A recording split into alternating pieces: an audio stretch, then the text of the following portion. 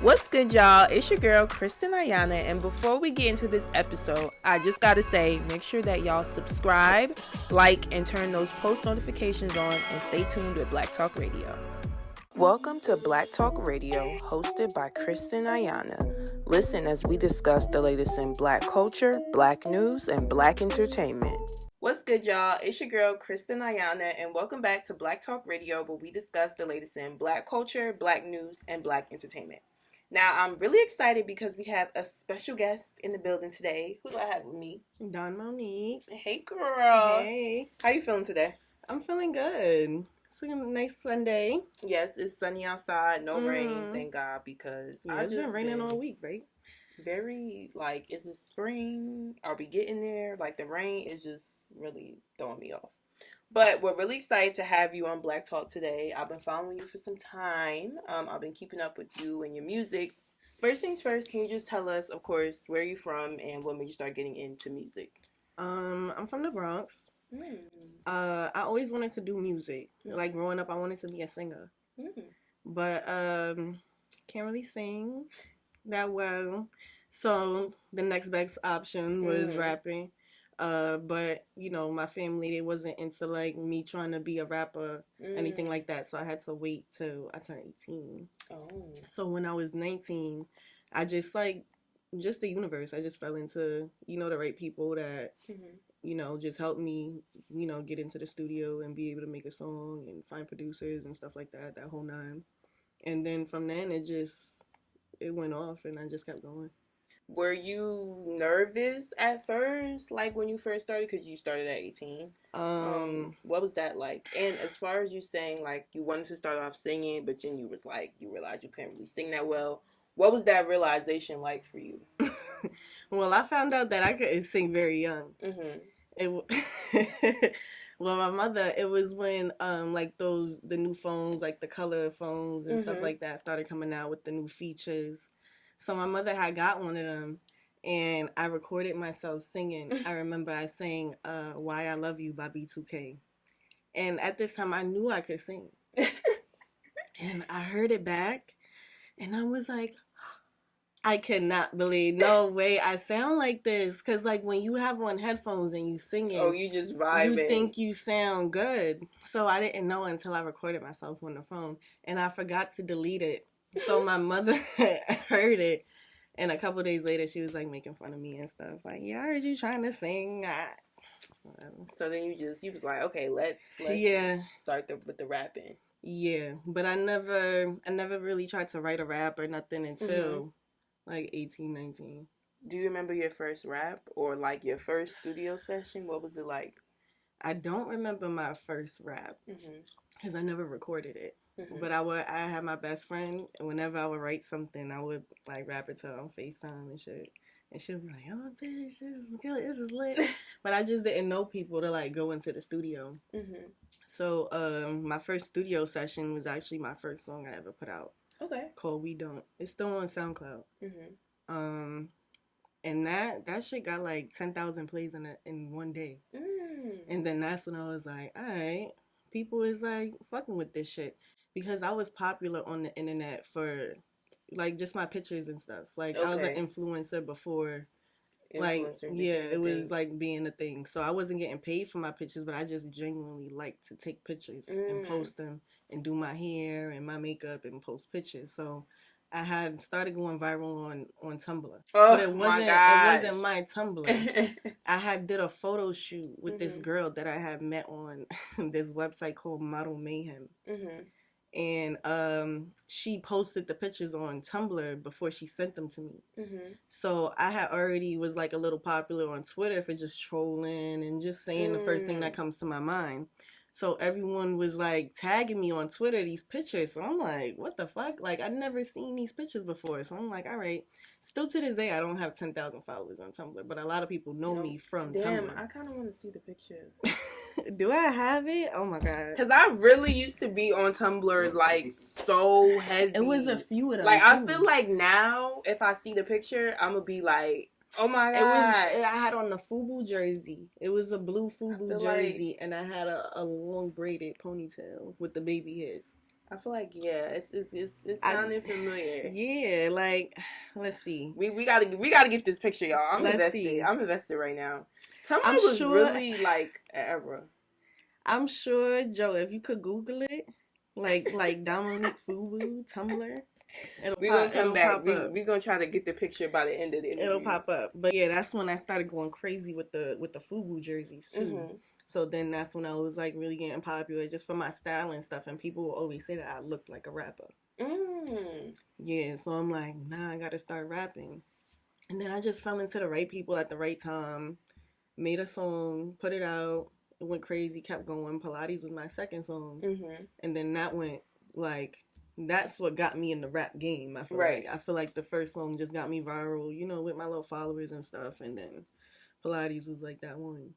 Nah, that's dope for sure. I love that. I love that, like, you mentioned how you were popular online already. Because I feel like for a lot of people, you know, back in the day when Tumblr and all those things were popular, I always say, like, to have that popularity, it's great that you were able to like capitalize on it. Yeah, definitely capitalize on it because I knew early, I'm like, after a while I can't just keep posting pictures, like I gotta have a talent, right? And when I had met the people that had got me in the studio, you know, to be able to put out that first song, I was about to open up a boutique because I was already known for like my clothes and stuff, so I'm like, if I just sold clothes that I would wear, people would eat that shit up. Right.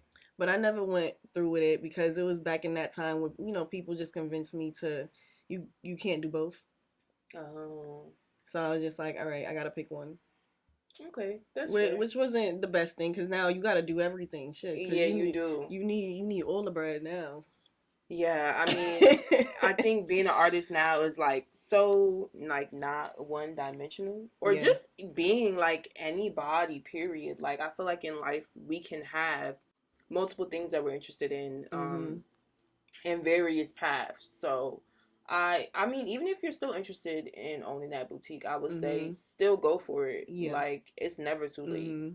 So I love that you have like various interests and you know you just did so many things before you even got to this point. So I want to get into your upcoming single, Stand on It. We're excited. What was it like recording this single and you know just talk to us about that process. Well, it all started from my creative camp. That I had last month. I did see that. I had a creative camp. It was good. It was actually my first time being in the studio with other creatives and you know just building and people just actually listening to what I want to do. Okay. And you know just celebrating me and cheering me on. I feel like I never really had that experience in the studio. It was always just like, we gotta get this shit done, and if you don't do it right, you know, so it was kind of just like a breath of fresh air to, you know, just have people rooting for me, right, for lack of better words. So I came up with the idea, well, actually my management came up with the idea to do the creative camp, but they suggested to do it way later on. Okay. And then a whole bunch of series of events brought me to the realization that I never had a creative team. I never, you know, had the choice of like what type of beat I wanted. Or like it was always like, all right, I'm trying to make a project, I need beats. Whatever producers I have in my contact at that time, they'll send me a pack and I would just kind of just pick the best one out of it instead of like sitting down and building with the producer. I haven't done that since my first project, Thirst Trap. Okay. And I feel like that's one of my most cohesive projects. You know, because we actually sat down and built music. So I just wanted to get back to that and, you know, just build my own little community of creatives because I feel like that's important. Yeah, definitely. I think, you know, the fact that you were able to connect with creatives and, you know, obviously create new music is great. And I feel like sometimes as creatives, we do need that space, right? You don't always want to be in the space of like, okay, the producer is sending me these packs and I'm just, to your point, I'm just picking what's best and moving on. So I feel like this is great that you were able to really, take your time. Yeah. As opposed to, I don't want to say like settling. Yeah. But it literally is settling. It's kind of like, I don't really like these beats, but I need to make a song. So I'm going to just settle for this one, because this is the one I could kind of flow on the most. But if I had the choice, I probably wouldn't use it. I probably wouldn't use it.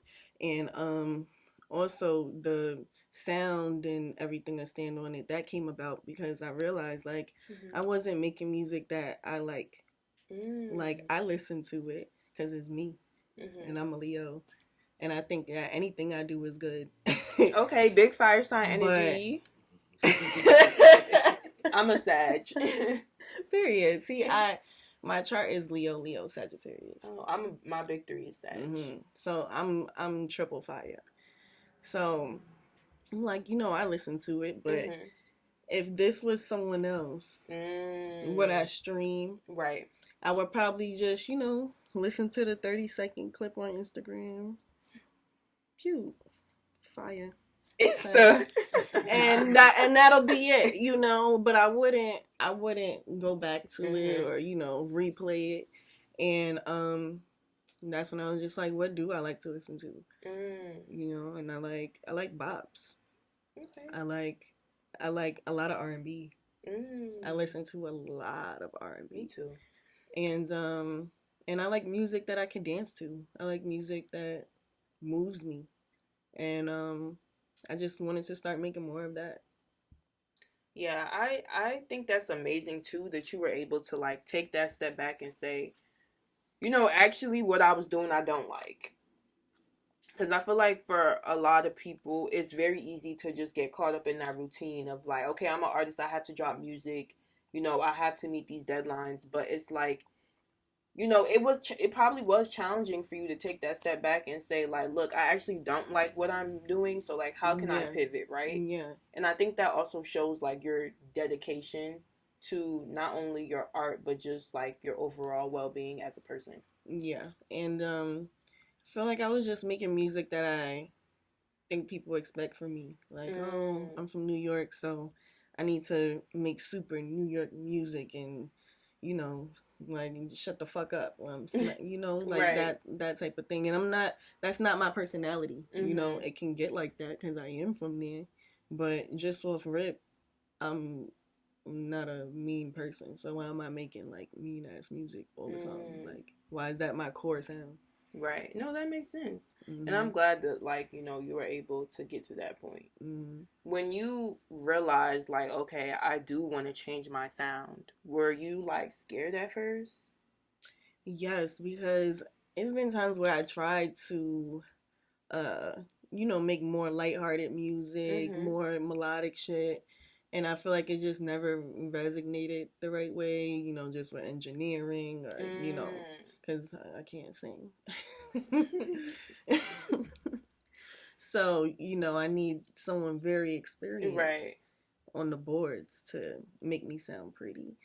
And I didn't have that for a long time, so I had to just, just stick with my regular voice. And I definitely was scared going in there. I'm like, I was asking him before when he was sending me beats, because he sent me the beat with a melody on there, like a little demo. And I'm just like, I don't think I could use this melody. Like, I don't think it's working. Like, I don't know. I'm like, you think I could do this? He's like, you have a good speaking voice. I'm like, I don't know. So I completely changed the melody around to, just something that I feel like could just fit my tone better. Because at the end of the day, I still have an ear. I'm still a musician, even though I don't really know how to sing that well. I feel like I know it sounds good, and I think it sounds good. So we just talked about, the producer camp, the creative camp, new music. So I always like to ask my artists, what are your studio sessions like? Because I've heard like the craziest things. Like some people, they have to record with like their shoes off. They need like all their homies got to be in the spot. They need alcohol. So what is it like for you? Well, it all depends. I feel like it all depends on the circumstances. Like, Okay. how big is the room? How much time do we have? Shit like that. But I feel like on a standard like session, like, yo, we gotta go lock in. Definitely a lot of weed. I need a lot of weed. Like a lot of grabba, Bristol specifically. If you know, you know. Yeah, that's a whole nother story. And I'm not really big on alcohol, but we can have alcohol. I feel like I like if I have a lot of people in the room, alcohol for them, and I'll just drink here and there. And then as far as my process, I feel like I prefer to write in the studio, than at home, because when I write at home, I want to hear it right away. Okay, I get what I like to hear it right away, especially because I like to change flows a lot. When I do rap, so whenever it's a flow change, I'm like, all right, let me rap this part first, so I can hear how it sounds, and then I'm gonna write the next part. So I'll like write 4 bars, rap, go record it, write 4 bars, record it, because I need to hear how it sounds immediately.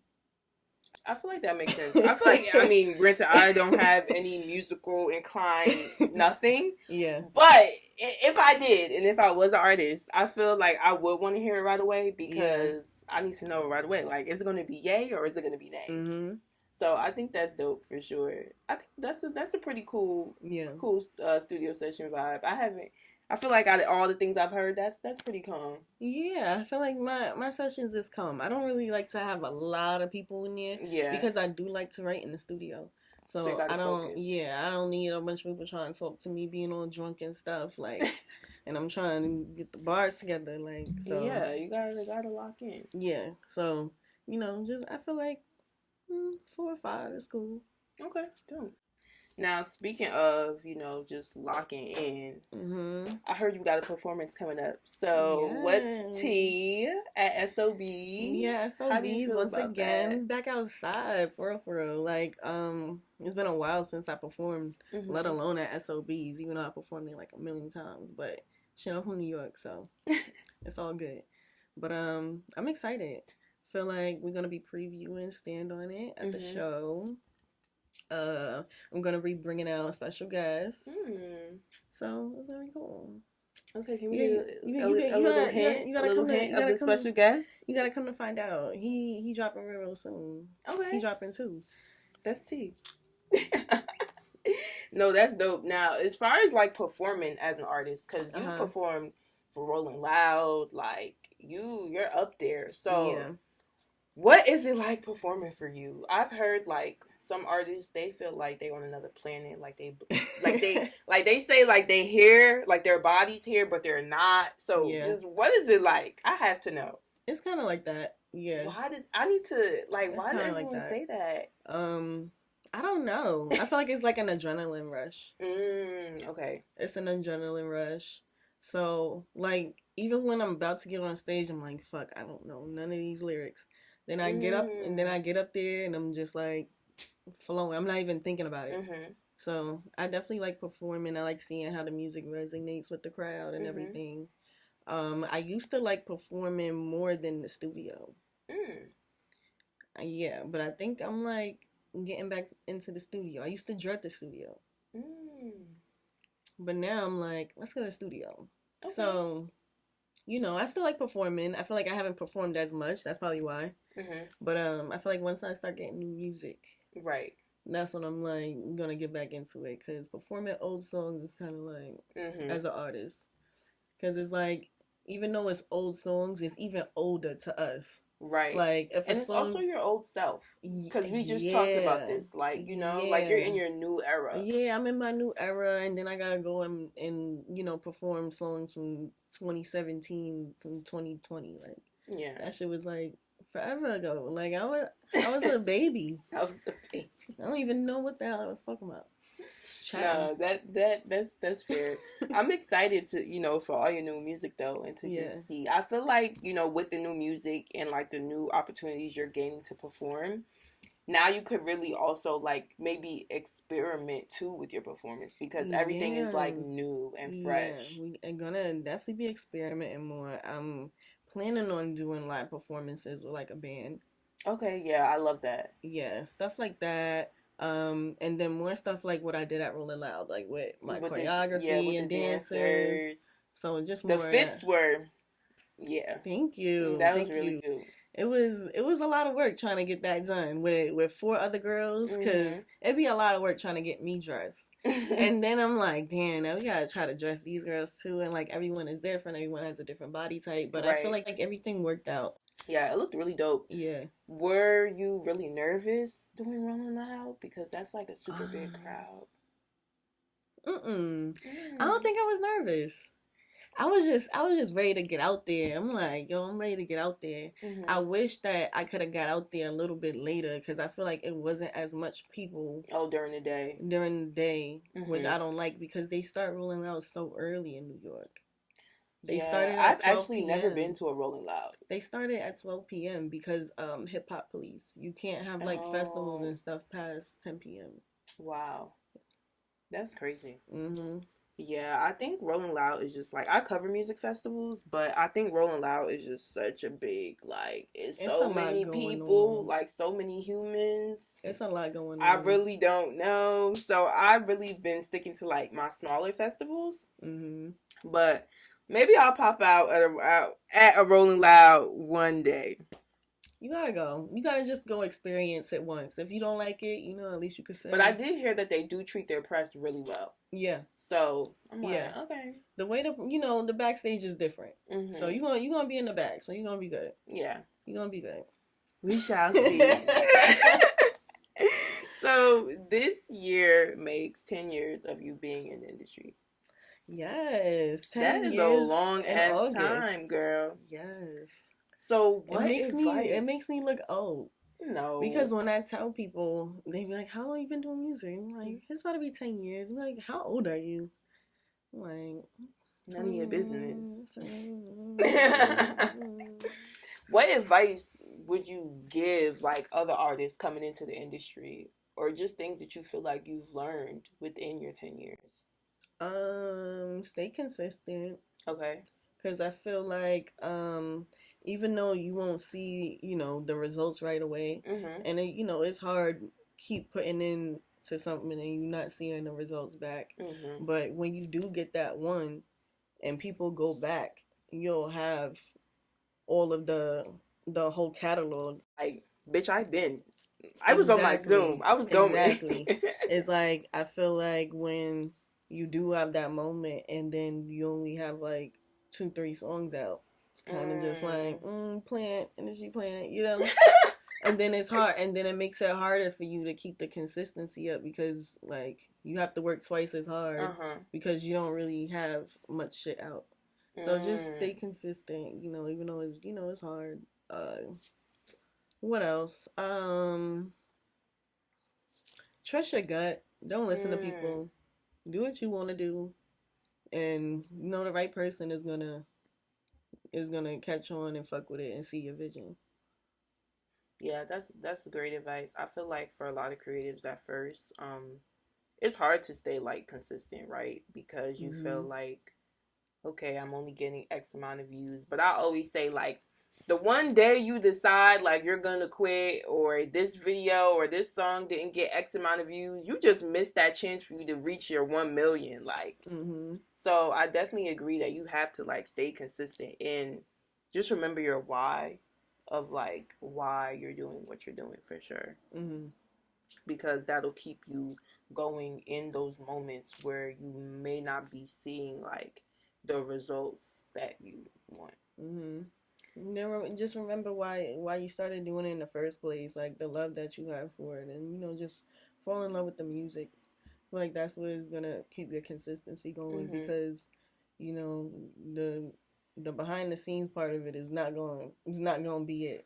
It's not. Yeah, it gets sticky for real. Yeah. And speaking of just like the behind the scenes of being an artist and being in music, what are some things you think that you do to just like maintain mental health you know, a good stable mental health as an artist, or like any things that you do outside of music, maybe like hobbies that you enjoy that just keep you like grounded? I like to smoke weed. Mm-hmm. I like to eat. I like to cook. Okay. I like to cook a lot. What you be cooking? Well, the other day I just went viral on my stories, like yesterday, Ooh. actually, because I had made rasta pasta with jerk lamb chops. Oh wow! It was a hit. It was so good, and I freestyled that, and that was like my most viral meal so far. So, because I always be posting like when it be looking good, I post it. I feel like the thing I could cook with my eyes closed, hibachi. Like steak and shrimp hibachi, fried rice. How long have you been cooking? Like, would you say? 2 years. Oh wow.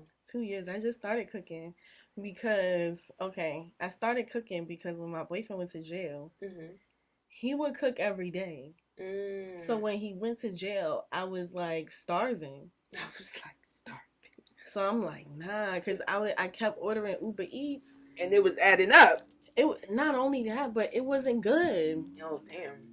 And I'm just like, ugh, like, I can't be eating this outside stuff. Like, I need to learn something. So I'm like, yo, teach me how to cook. He's telling me over the phone, like, you got to get this with this and this. And then that's when I started getting on TikTok. Okay, yeah.